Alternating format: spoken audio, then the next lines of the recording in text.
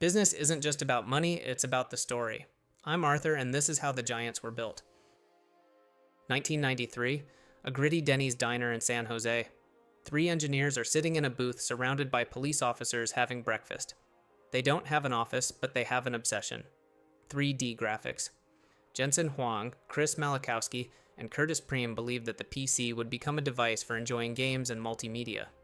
At the time, critics laughed. They said, who would spend hundreds of dollars just to see better pixels? Well, 30 years later, that booth in a diner is a $3 trillion empire.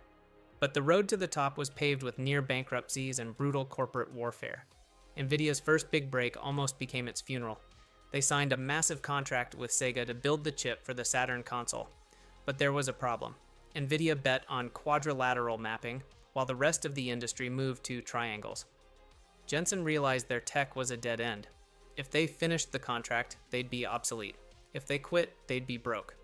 In a legendary move of transparency, Jensen went to the CEO of Sega and told him, "Our technology is wrong, but we need you to pay us in full, or we die." Surprisingly, Sega paid. That honesty bought Nvidia 6 months of life. 6 months to build a miracle. With their last breath, Nvidia released the Riviera 128.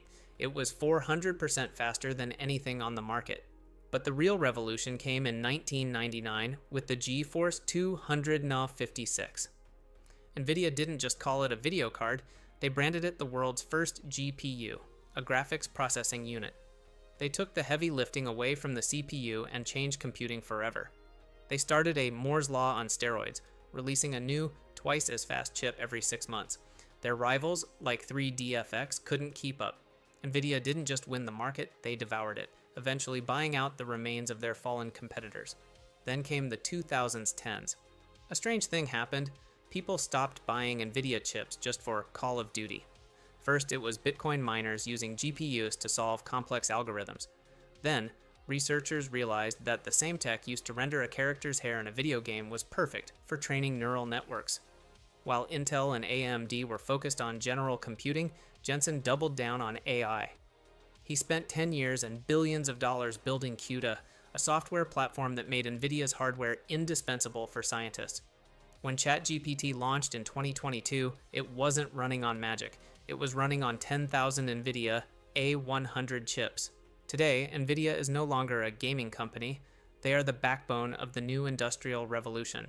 From self-driving cars to simulating the entire Earth's climate, everything runs on their silicon.